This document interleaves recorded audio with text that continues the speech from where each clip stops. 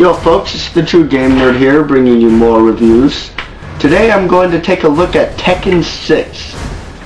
Now, it's no secret, I have been a fan of Tekken since the very first Tekken. Tekken 1, Tekken 2, Tekken 3, Tekken 4, Tekken 5. Yeah, I've had them all at one point. Today I'm taking a look at Tekken 6. Now, the first thing I noticed about this game right away is the graphics are fantastic. Everything has an extreme amount of detail, and it's really nice to see skin texture, which you really don't see in that many 360 games for some odd reason. The PS3 version does look slightly better. I may put that out just with detail, not that much.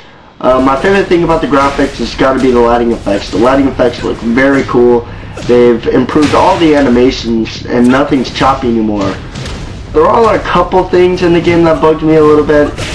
In the scenario campaign mode, I noticed that a lot of the backgrounds are repeated quite a bit, and that's really not that big of a deal considering that it's just such a massive mode. But if you're playing a Tekken game, you gotta have more backgrounds. Another thing I noticed, now I'm just nitpicking here, but in the background, a lot of the people don't have as much detail as the fighters, but that's expected. The one last negative side I found about the graphics is if you don't have an HD TV cable, you will find certain things hard to look at. Not much, just ground textures look a little choppy sometimes, but other than that, the graphics are fantastic. As for sound in Tekken 6 goes, everything sound effects wise has been updated, and it's really nice to hear the new, well, everything. The music, for once, is finally up to par. It's just my opinion, but in Tekken 1, 2, and 3, the music was fantastic. After that, it seemed that the music went a little flat to me. It may just be me. It may just be me, but I just thought the music had a lot more effort back in the day. This game's got some really good music. I mean, listen to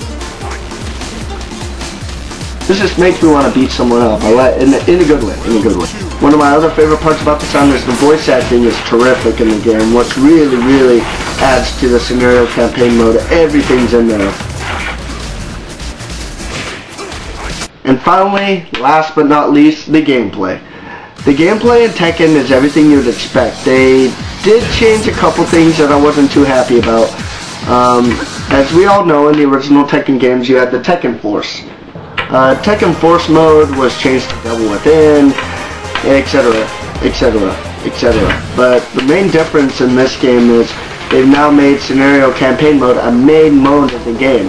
And what you would look at as the arcade mode, or the story mode as they put it, it is now part of the scenario campaign. In order to unlock people for this mode, you must play them in these little stages of scenario campaign. So you're going to have to play it if you want to see the endings.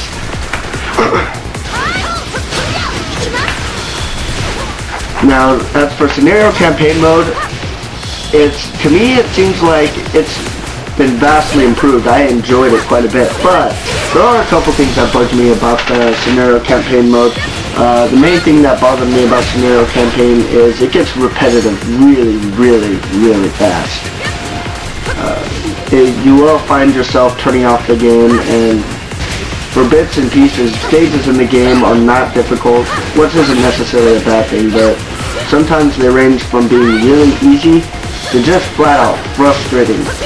I remember having to do the stage with Bruce about 15 times because my partner just kept flying off the rail. They really need to fix that. And half the time she wasn't knocked off, folks. No, she would fly off. She would do a move and fall off the rail, and that can get extremely frustrating, especially if she leaves you by herself. You got about 5,000 Jackson soldiers to take on while you fight Bruce, and that's just frustrating. One of the cool parts about the scenario campaign, however, which fixes all the gameplay flaws, the storyline is really in-depth and cool. It actually explains the final boss a lot better than any of the other games, and it gives you a nice fresh storyline for everyone. One of the other big things they added is customization, and it's not completely useless, although it is fun to make King look, well, cartoony. You can do certain things such as dress your character in all these layers, and they all have different levels. The higher the level, the stronger they are. They increase your health for scenario campaign, or if you're sick and perverted, you can dress literally however you want. Ew.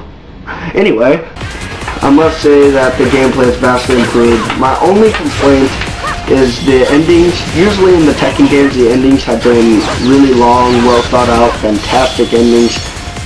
Still, in my opinion, Tekken 4 has the best endings out of any Tekken game.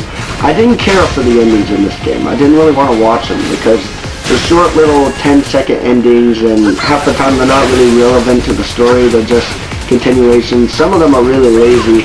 I just thought a lot more effort could have been put into the endings. This game is fantastic, and for that reason, it does not get plopped in the garbage. It gets a spot on my gaming shelf.